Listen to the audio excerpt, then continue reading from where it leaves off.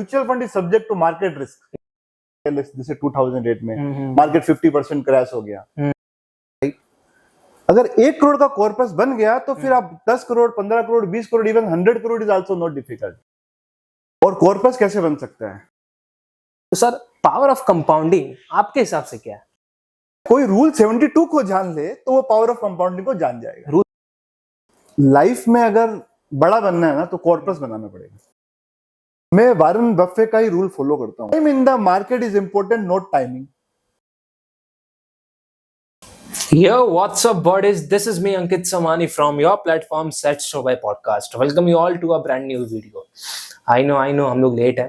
बहुत दिनों तक वीडियोस अपलोड नहीं की हम लोग ने, क्योंकि कुछ रीजंस है जिनको हम लोग भी इग्नोर नहीं कर सकते, जैसे कि health issues, exam, all that stuffs.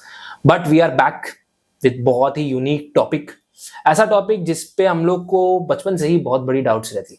हम लोग ने इतने एडवर्टीजमेंट देखे हैं इस टॉपिक से रिलेटेड, जैसे कि धोनी सर, सचिन सर आके कहते थे म्यूचुअल फंड सही है, एंड फिर mutual fund are subject to market test वगैरह, स्पीड के अंदर पैराग्राफ चलता हुआ।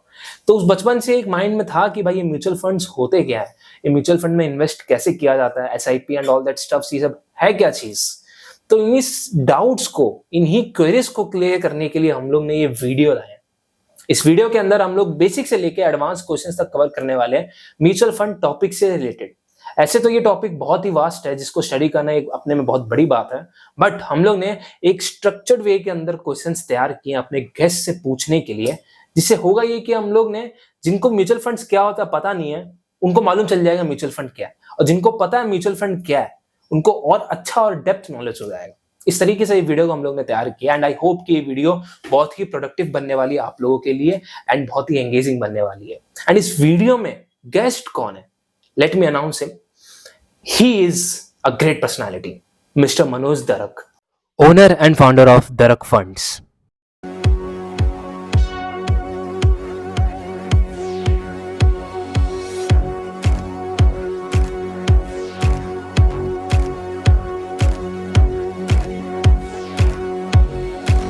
इनके पास more than 25 years of working experience है as a mutual fund distributor in mutual funds and stock market. मतलब आप समझ रहे हैं इस कदर का एक्सपीरियंस कितनी बड़ी बात है, जिनसे बातचीत करके ऑफ कोर्स हम लोग बहुत कुछ सीख के जाने वाले हैं। And currently he is managing 350 crore plus assets, and न जाने कितने इन्वेस्टर्स को इन्होंने गाइड किया, इनकी कंपनी ने गाइड किया इनको, इन्वेस्टर्स को कितने सही जगह पर इन्वेस्ट करवा के कितना वेल्थ जनरेट करके दिया। एक अपने में बहुत ही बड़ी अचीवमेंट है ये, and he is been awarded by SBI mutual fund, Bandhan mutual fund, HDFC mutual fund and DSP.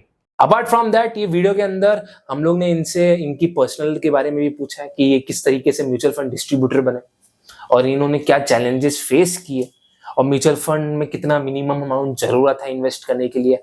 जितनी सारी बातें हो सकती थी हम लोग ने की है।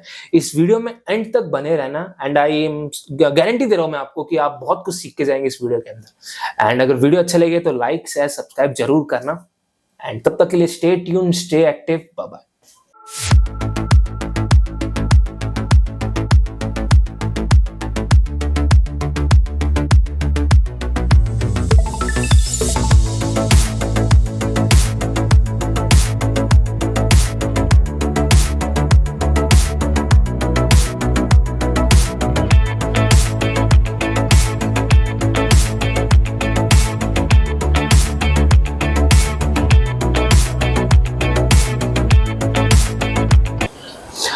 So sir, how are you feeling today? Very good, Very good. fantastic. And let me tell you something sir, actually we are feeling very lucky कि हम लोग को ऐसा मौका मिला आपसे बातचीत करने के लिए, ताकि हम लोग ये जो टॉपिक है म्यूचुअल फंड, इस पे हम लोग समझ सके खुद भी, और जो हमारे ऑडियंस है उनको समझा सके आपके through. Thank you so much Ankit. तो सर सबसे बेसिक क्वेश्चन से शुरुआत करते हैं, what is exactly a mutual funds? So Ankit, mutual fund is a financial product like any other product, like a fixed deposits, PPF, LIC. So the basic difference between these two is that in fixed deposit, LIC, PPF, it is actually a product, it's a design product, okay, where you get a fixed kind of return, right? But in mutual fund, what happens, this product you can design yourself according to your risk profile, your goal, short term goal and long term goal as well. अच्छा. Right? Just let me give one example. See what happens. Suppose a person who is doing a job, right, and a person who is doing a business. Okay. So what is the difference between these two? So the person who is doing job, so his scope is limited. Correct. I mean, if he starts with suppose say 1 lakh rupees, 2 lakh rupees, so maximum he can go up to 1 crore, 2 crore, or 5 crore rupees, right? But what happens in business? In business, the sky is the limit, right? For real. You can earn $1 billion, $2 billion, $100 billion. So that kind of limit is limitless, you know. limitless. या तो आप That ये is the कहना thing. चाह रहे हैं sir कि mutual fund को हम लोग एज अ बिजनेस ट्रीट करें Right. और फिक्स डिपॉजिट वगैरह को एज अ जॉब. Yeah. बहुत बढ़िया सर. ये मतलब जो सबसे बड़ा डाउट रहता है उसको आपने इतने इजी तरीके से क्लियर कर दिया. Right. तो सर सेकंड क्वेश्चन अपने ये पूछना चाह रहे थे कि म्यूचुअल फंड कैसे काम करता है. How does exactly mutual funds work? So mutual fund actually is managed as a trust, right? Okay. हाँ. So what happens? Suppose if you want to invest, suppose 10,000 rupees in any stocks, right? So 10,000 rupees, में what you can buy? You cannot even buy 100 shares of Reliance. True. You cannot even buy 1 share of MRF because the price of MRF is 1,55,000, right? But with only 10,000 rupees, if you want exposure in MRF, Reliance, HDFC Bank, even the best of the companies, you can go through the mutual funds. अच्छा. So if you invest 10,000 rupees in a mutual fund, so you can own all these companies. Okay. That is the thing, अच्छा. right? हाँ हाँ. तो मतलब ये है, ये है, मतलब आप बड़े शेयरों के अंदर भी म्यूचुअल फंड के थ्रू इन्वेस्ट कर सकते हैं. कर सकते हैं. तो behind the scene mutual fund ये है. ये है. Great sir, great. And sir suppose करते हैं एज अ बिगनर, समझ लो एज अ स्टूडेंट, कितना मिनिमम अमाउंट है उस बंदे को चाहिए या बंदी को चाहिए इन्वेस्ट करने के लिए म्यूचुअल फंड में? See, mutual fund can be started with as low as 500 rupees. 500 only? Only 500. Okay. So, and that you can do, not in SIP way. Every month you can invest 500 rupees. Oh. If you want to invest lump sum, then the minimum investment is 5,000 rupees. 5000 minimum? Yes. बस इतनी सी amount है. इतने से amount. तो as a student मतलब बहुत scope है आपको इन्वेस्टमेंट में जाना है तो म्यूचुअल फंड में जा Yes, सकते हैं. yes, definitely. Great sir. तो सर जैसे कि आपने अभी बताया एसआईपी के बारे में, तो एसआईपी के बारे में और आप एलोबरेट कर सकते हैं? So देखो अंकित, क्या है ना कि लाइफ में अगर बड़ा बनना है ना तो कॉर्पस बनाना पड़ेगा. ट्रू. राइट. और कॉर्पस कैसे बन सकता है? देखो, अगर आप 1 करोड़ का कॉर्पस बना लिए, which is very difficult in initial phases, right? अगर 1 करोड़ का कॉर्पस बन गया तो फिर आप 10 crore, 15 crore, 20 crore, even 100 crore is also not difficult. Fact. Right. But 1 crore का कॉर्पस बने कैसे? So SIP is the way by which you can a corpus of 1 crore. How you can make it? Just I am giving an example.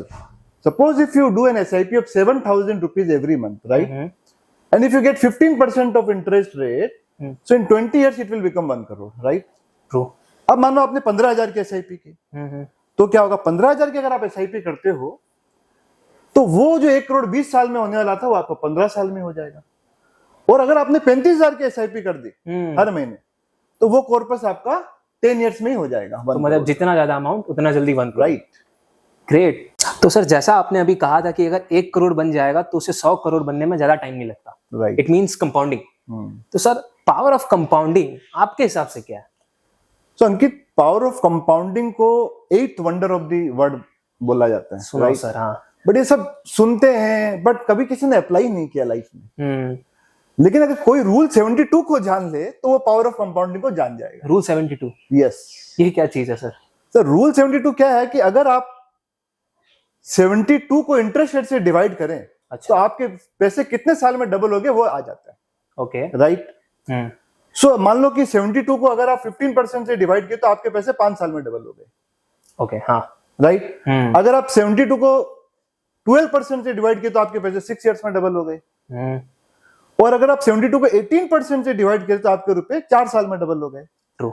No I am just giving an example Ankit कि मान लो 1 करोड़ रुपए पे 15% ही return आ रहा है, right? Okay, हाँ सो 1 करोड़ जो है वो 5 साल में आपका 2 करोड़ हो जाएगा, 10 साल में 4 करोड़ हो जाएगा, 15 साल में 8 करोड़ हो जाएगा और 20 साल में 16 करोड़ हो जाएगा। तो 1 करोड़ बिकम 16 करोड़, 16 टाइम्स आपके रुपए हो जाते हैं। अब अगर इसी पे आप अप्लाई कर दो 18% रिटर्न, हाँ तो पता कितना होता है अंकित?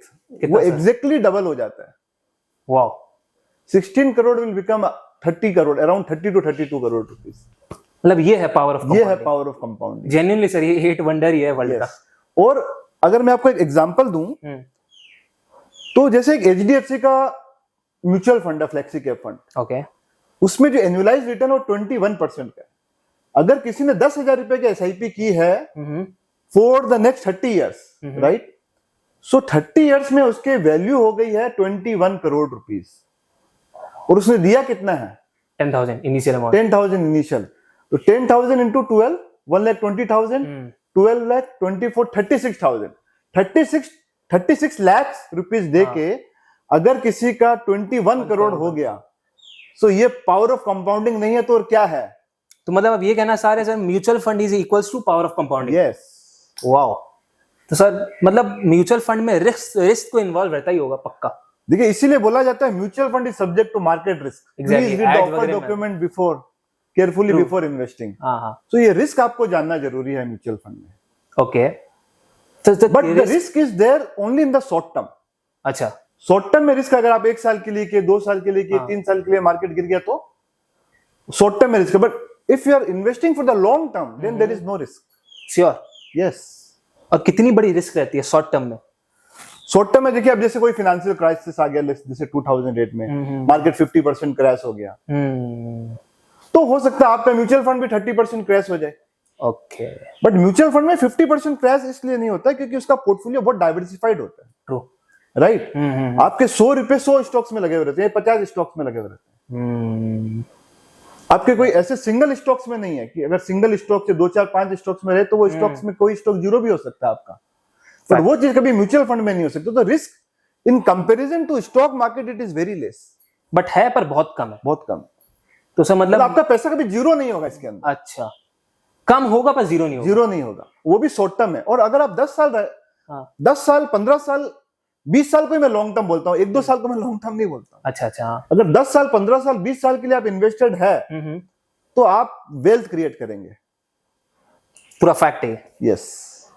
तो सर मतलब मार्केट फ्लक्चुएशन अफेक्ट करता है म्यूचुअल फंड को? यस डेफिनेटली, वो तो करेगा ही 100%। देखिए जहां रिस्क है वही रिटर्न है। ये तो है सर।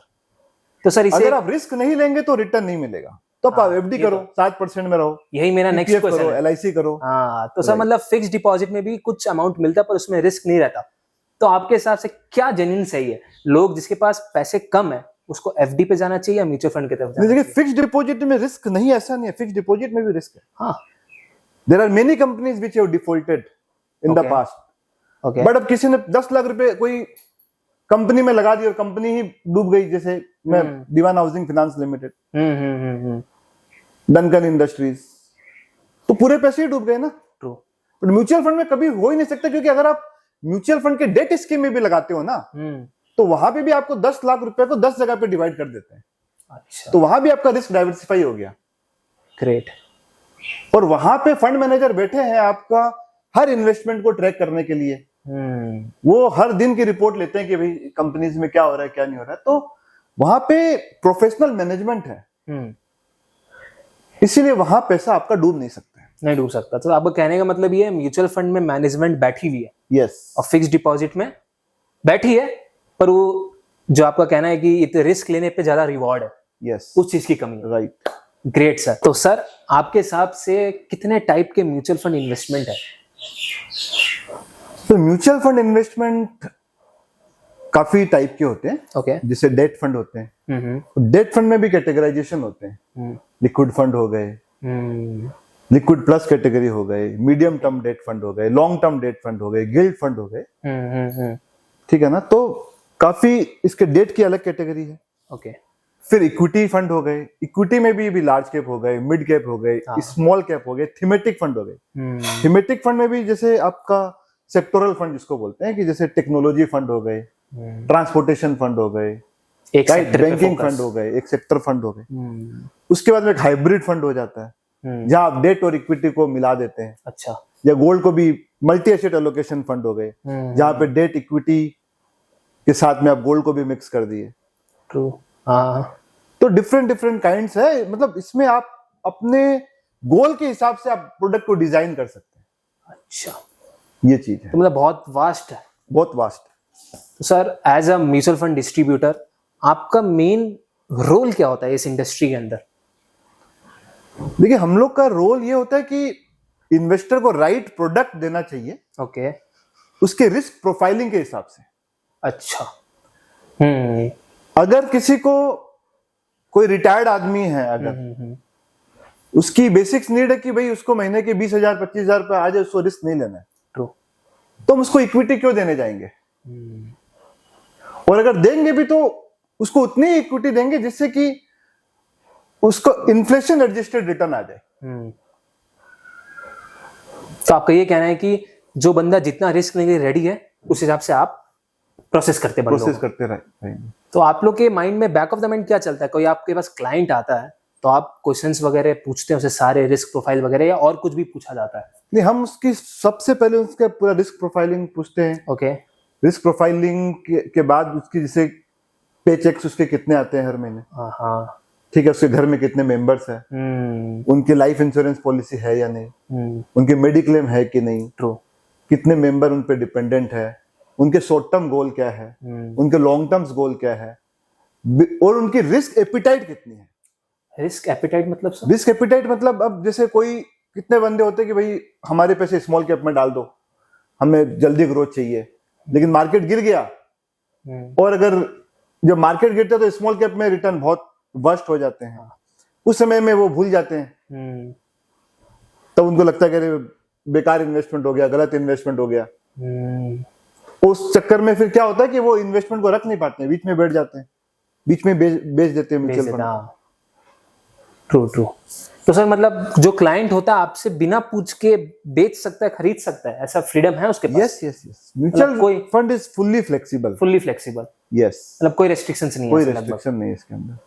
तो सर कोई बंदा रिटायरमेंट, एजुकेशन, मैरिज को लेके प्लानिंग करना चाहता था कि वो फाइनेंशियली केपेबल हो सके, तो अपना म्यूचुअल फंड पोर्टफोलियो कैसे रेडी करे, किस तरीके से इन्वेस्टमेंट करे, कुछ कहना चाहे इस पे?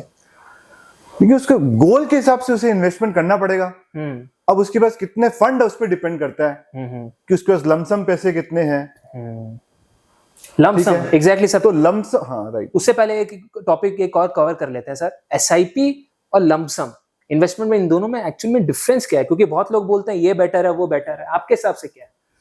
देखिए, दोनों ही बेटर है। एक्चुअली क्या है कि SIP is also an investment into mutual fund, lump sum is also an investment in mutual fund. But lump sum क्या होता है, जब आपका कॉर्पस बन जाता है, जैसे मैंने पहले भी कहा था, अगर आपका कॉर्पस बन गया 1 करोड़ का, तो फिर वो पैसा मल्टीप्लाई करता है आपका। बट एसआईपी में तो क्या है कि आपका कॉर्पस बना ही नहीं अभी तक, तो उसमें कंपाउंडिंग इफेक्ट क्या आएगा? तो SIP is the way to build a corpus so that it can get compounded over a long period of time. Okay. और लमसम सर? सो लमसम वही हो गया ना, जब आप एसआईपी को 10 साल 15 साल करते हैं तो वो एक लमसम हो जाता है ऑटोमेटिक। अच्छा, वही लमसम इन्वेस्टमेंट है, और वो फिर ग्रो करता है। पर जिसके पास ऑलरेडी लमसम हो, किसी के पास ऑलरेडी 10 लाख 20 लाख 50 लाख हो, तो उसका ऐसे ही ग्रो करेगा उसको, तो और उसके साथ में एसआईपी ऐड करेंगे तो उसकी और ज्यादा ग्रोथ हो जाएगी। वाह। तो सर इसी को लेके जो मेरा पहला क्वेश्चन था कि अपने बंदे को, कि ये बंदी को अपना मैरिज, एजुकेशन को लेके अपनी म्यूचुअल फंड पोर्टफोलियो को प्लानिंग करना, तो किस तरीके से कर सकता है वो? देखिए, अब देखिए, मैरिज हो गई, उसके बाद में उसका एजुकेशन हो गया, अगर उसकी कोई डोमेस्टिक या इंटरनेशनल ट्रिप करनी होती है, तो उसके हिसाब से उसको गोल पहले सेट करना पड़ेगा। ओके। कि मान लो जैसे कोई गाड़ी लेनी है 5 साल बाद, ठीक है, 10 साल बाद उसको सपोज मैरिज के लिए पैसे चाहिए, 15वें साल में उसको रिटायरमेंट के लिए पैसे चाहिए, तो आपका प्रोडक्ट उसी हिसाब से डिजाइन होगा। ट्रू। कि आप कितने रुपए की एसआईपी करेंगे, कितने लमसम करेंगे कि आपको 5 साल वाला गोल मीट हो जाए। तो कितने- पूरा फुल प्लानिंग होती Yes, है कि आपको exactly. कितने ईयर के बाद कितने पैसे चाहिए उस हिसाब से। एग्जैक्टली। Okay sir. तो सर आजकल बहुत ट्रेंड चल के रखा है कि गोल्ड एंड सिल्वर में इन्वेस्ट करो, राइट। तो आपके हिसाब से करंट में गोल्ड एंड सिल्वर में इन्वेस्ट करना ज्यादा सही है या फिर म्यूचुअल फंड में? See, gold and silver is an asset class which should be a part of everyone's portfolio, true. हाँ। but it should not be more than 10% of the portfolio. अच्छा। That is the thing. Because in last 10 years, 15 years से देखा जाए तो gold has generated a very good return. Exactly. और silver भी अगर देखो last 2 साल में तो it has also started moving up. True. So I think it should be a part of the portfolio. Okay, it should be. Yes. पर वो mutual fund और ये लोग कोलाइड नहीं करते, ऐसा मतलब माइंडसेट रखना ही नहीं है। नहीं, but see, silver fund, हाँ। there is a silver fund in mutual fund. हाँ ट्रू। म्यूचुअल फंड बहुत वास्ट है, उसके अंदर है एक। Gold fund is also there in mutual fund. Great sir. So in last 1 month only, हाँ। this gold and silver fund has generated an absolute return of more than 12 to 15%. Wow, genuinely sir. तो sir next question पे हम लोग जाते हैं। What is the right way to redeem और exit a mutual fund? See, the redemption should be done on your goal basis. Okay, If suppose after 5 years you want to take a car, at that time you can redeem your money. So you can redeem your money anytime whenever you are in need of fund. Okay. But if you don't need fund, then you should not redeem.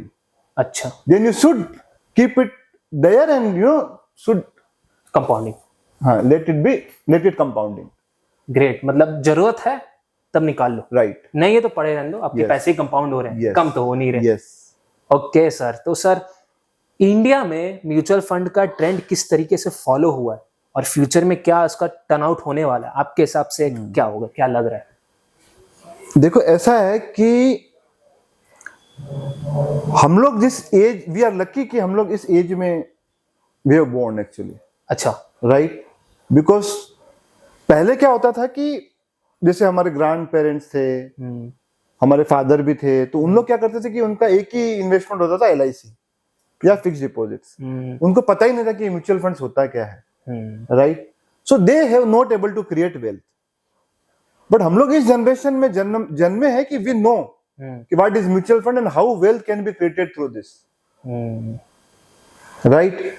सो अगर हम लोग mutual fund में invest करें, even stock market में भी invest करें, so we can build huge wealth over a period of time. True. Yes, but such is not the case with the other investment product. अच्छा, तो wealth source के लिए mutual fund is one of the best way. Yes, और mutual fund is at a very growing stage.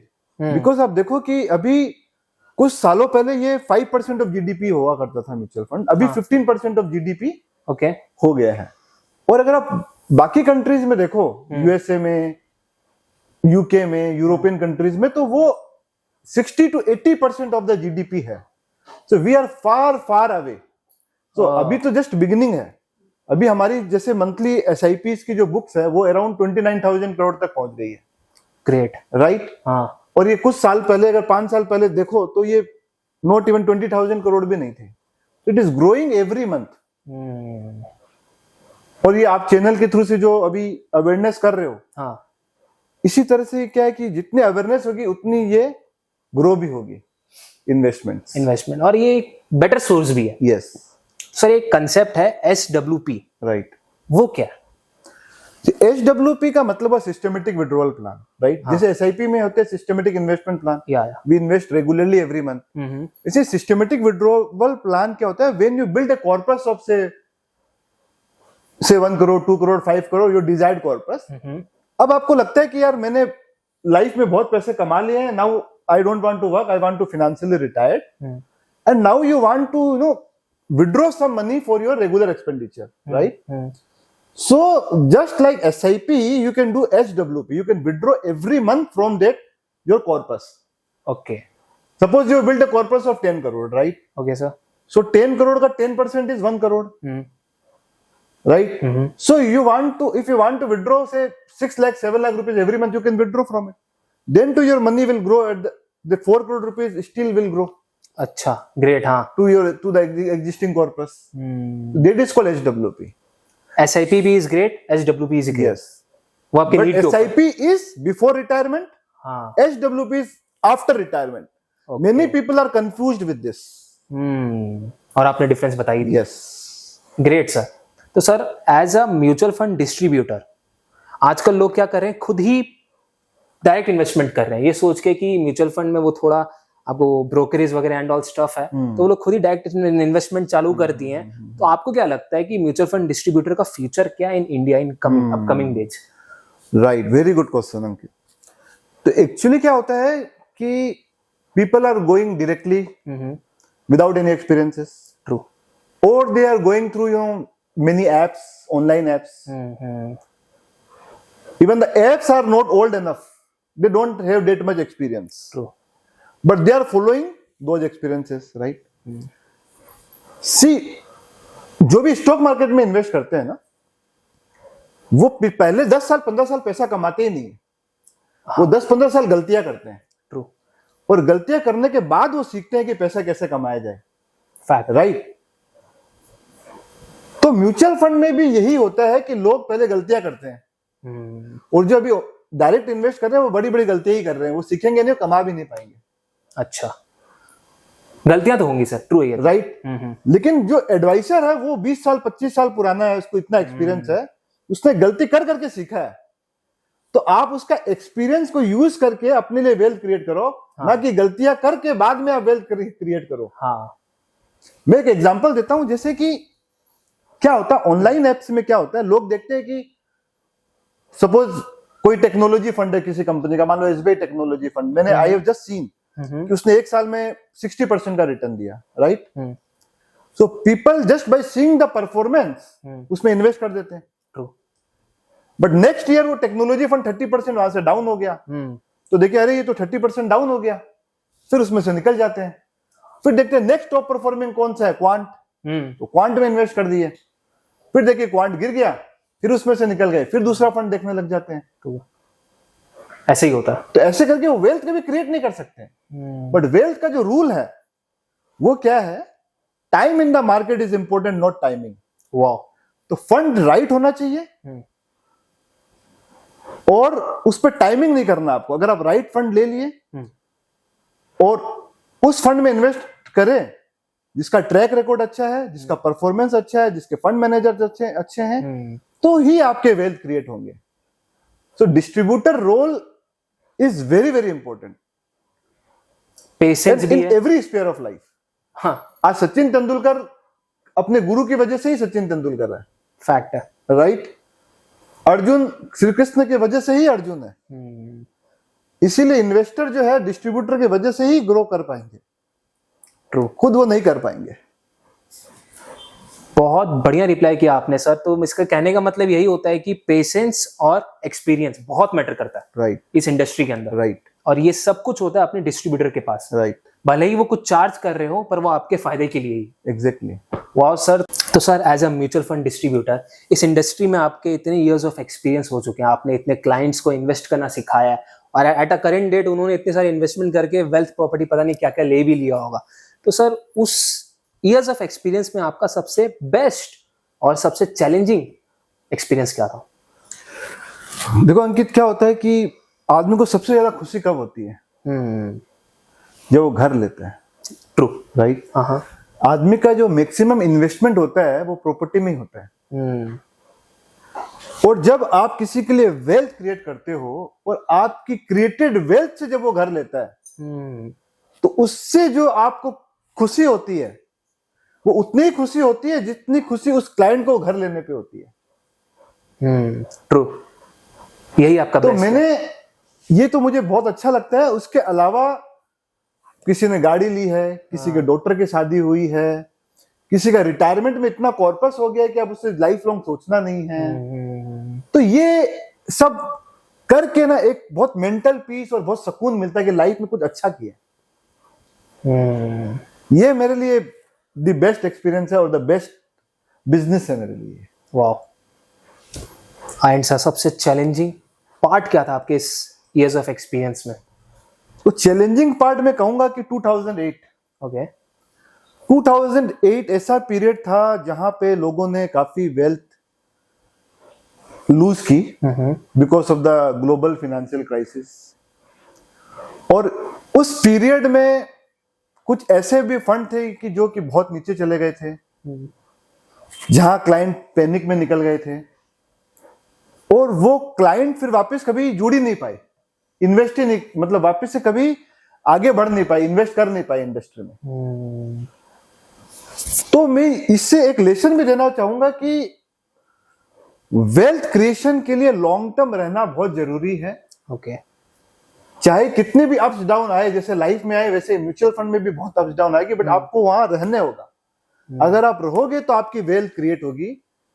तो मुझे वही worst लगता है कि वही चैलेंजिंग लगता है कि भाई वो जो इन्वेस्टर नहीं आ सके अभी तक उस फेज के कारण, और वो आगे भी वैसा फेज आएगा, तो जो इन्वेस्टर है उनको भी मैं कहना चाहूंगा कि just stick to your investment, आपका वेल्थ क्रिएट होगा। वाह। मींस पेशेंस बहुत इंपॉर्टेंट रोल प्ले करता है। Very important. Great sir. तो सर आपके लाइफ में ऐसा क्या फेस आया था जो आपको म्यूचुअल फंड डिस्ट्रीब्यूटर की तरफ खींच लिया? देखो अंकित, क्या है कि हम सब एक मिडिल क्लास फैमिली से आए हैं, और मिडिल क्लास फैमिली का सपना ही होता है कि वो लाइफ में कुछ अचीव करे। ट्रू। तो मैं पीडब्ल्यूसी में जब आर्टिकलशिप करता था, ओके, तो मैंने गलती से वारन बफे, बिल गेट्स और धीरूभाई अंबानी के ऊपर रिसर्च कर ली थी। हाँ। तो मैंने रिसर्च करके ये पाया कि बिल गेट्स और Dhirubhai Ambani college drop out थे। धीरूभाई अंबानी तो पेट्रोल पंप पे अटेंडेंट भी थे, और उन्होंने कितनी वेल्थ क्रिएट की। और मैं यही सोचता था कि मैं जॉब में, अगर उस समय एक सीए की पैकेज होती थी साल की 1.5 लाख रुपए या 2 लाख रुपए, तो मैं सोचता था कि अगर मैं 2 लाख जमा भी कर लूं तो उसको करोड़ होने में कितने समय लग जाएंगे। बहुत। राइट। तो वहीं से मेरा दिमाग उसी और भागा कि मैं कैसे धीरूभाई अंबानी और बिल गेट्स के जैसा बन पाऊं। ये वो कर सकते तो मैं क्यों नहीं कर सकता हूं। इसीलिए मैंने ये बिजनेस स्टार्ट किया। ओके। लेकिन मैंने इस बिजनेस को बिजनेस के हिसाब से नहीं किया। मैंने पूरी ऑनेस्टी के साथ, राइट एडवाइस के साथ इस बिजनेस को शुरू किया, क्लाइंट का वेल्थ क्रिएट किया, और उनके वेल्थ में ही अपना वेल्थ क्रिएट किया। जेन्युइन। यस। वाह सर, वाह। तो मींस आपके मोटिवेशन के पीछे का कारण यह लोगों की, आपके क्लाइंट्स की खुशी और उनके wealth generation. Yes. Great sir. तो सर आज के यूथ जो आजकल इन्वेस्ट करने की बहुत क्या बोलूं मैं, कि बहुत उनकी इच्छा है, बहुत उनका वो है कि यार हम भी इन्वेस्ट करेंगे, हम भी अपने पैसे को कंपाउंडिंग करेंगे, काफी पैसा अभी छोटी उम्र में कमा लेंगे ताकि अपने माँ बाप को रिटायर करवा सके। बहुत अच्छे गोल है, पर फिर इसमें क्या प्रोज है, क्या कौन सा आपके हिसाब से? देखो एक्चुअली क्या है ना कि किसी को भी अगर इन्वेस्टिंग सीखना हो ना, तो उसको वारन बफे की एक बुक पढ़नी चाहिए, the Warren Buffett way. Okay. और भी बहुत सारी बुक है, common stocks, uncommon profit. Mark Howard's की बुक है, mastering the market cycles. So investment journey शुरू करने के पहले ये सब बुक पढ़ लेनी चाहिए। उससे क्या होगा कि वो 15 साल आगे हो जाएंगे ऑटोमेटिक। क्योंकि आप जो गलती करेंगे आने वाले 5, 10 साल, 15 साल में, वो गलती वो कर चुके हैं। उनके एक्सपीरियंस से सीख सकते हैं। उनके एक्सपीरियंस से पहले सीखिए, ओके, फिर आप इन्वेस्टमेंट जर्नी में जाए। और आप अपने साथ एक एडवाइजर जरूर रखें, क्योंकि वो आपको हर लेवल पे गाइड करते रहेगा और आपको राइट जगह पे आपके गोल तक पहुंचा देगा। तो मतलब रूथलेसली हम लोग को इन्वेस्ट नहीं करना, जोश में आके नहीं करना। एक एडवाइजर, एक प्रॉपर गाइडेंस रखनी चाहिए। Great sir. तो एक पर्सनल लाइफ एडवांस यूथ को जो अपना फाइनेंशियल करियर बनाना चाह रहे हैं, क्या गलती नहीं करनी चाहिए जो आपने की थी अपने लाइफ में पहले, और क्या चीजों का ध्यान रखना चाहिए, और सबसे बेस्ट एडवाइस क्या आपके हिसाब से इतने इयर्स ऑफ एक्सपीरियंस में? मैं वारन बफे का ही रूल फॉलो करता हूँ। ओके। राइट। तो उसने कहा कि never lose money, rule number 1। Rule number 2 is don't forget the rule number 1। हाँ, राइट। सो इसको मैं यूज करता हूं when I invest in A stock market. अच्छा। राइट। और उसका दूसरा रूल है time in the market is important, not timing. उसको मैं यूज करता हूं म्यूचुअल फंड्स में। वाह। तो मैं अपने म्यूचुअल फंड्स के पोर्टफोलियो को कभी देखता भी नहीं, वो लॉन्ग टर्म है, उसमें वेल्थ लॉन्ग टर्म क्रिएट होती है।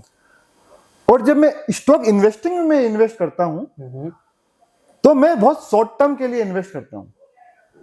जैसे मेरे 15, 20, 25% प्रॉफिट बनता है, चाहे 1 महीने में बना हो, चाहे 6 महीने में बना हो, चाहे 1 साल में बना, मैं उससे निकाल लेता हूं। और जब भी मेरे को लगता है कि मेरा कैपिटल जा सकता है तो मैं उसमें से निकल जाता हूं। तो दिस वे आई डू। और मुझे लगता है यही रूल सबको फॉलो करना चाहिए। ओके। क्योंकि stock investing at this point of time is very difficult, very very difficult, because business is changing very fast, very fast. आज कोई कंपनी है तो 2 साल बाद वो रहेगी कि नहीं रहेगी कोई पता नहीं, क्योंकि टेक्नोलॉजिकली इतना चेंजेस होता है, पता ही नहीं चलता। अब देखो, नोकिया थी, नोकिया खत्म हो गई, ब्लैकबेरी आई, ब्लैकबेरी खत्म हो गई, फिर एप्पल आ गया। तो जैसे टेक्नोलॉजी एडवांसमेंट होते हैं, अगर वो कंपनी उसके साथ एडवांस नहीं हो पाती तो कंपनी खत्म हो जाती है। अभी एआई का जमाना चल रहा है, कितनी एआई का कंपनी वो लेगा, वो हो जाएगी। तो ये सब ध्यान में रखते हुए ही इन्वेस्टमेंट करना चाहिए। बट अगर आप म्यूचुअल फंड में इन्वेस्टमेंट करते हो तो ये सब आपको फिर ध्यान रखने की जरूरत नहीं है, वो म्यूचुअल फंड मैनेजर ध्यान रखता है। कंफर्म तो है आपका इतना लॉस नहीं होगा जितना इन सब में इन्वेस्ट करने से होगा। यस। Great sir. तो सर एक लास्ट क्वेश्चन, सबसे बढ़िया क्वेश्चन मेरे हिसाब से। एक स्टूडेंट को लेते हैं जिसके पेरेंट्स अलाउ नहीं करे इन्वेस्ट करने के लिए, उसके पास पैसे नहीं है, पेरेंट्स बोले हम पैसे नहीं देंगे आपको, इन्वेस्ट करने नहीं देंगे इस उम्र के अंदर, स्टूडेंट है वो।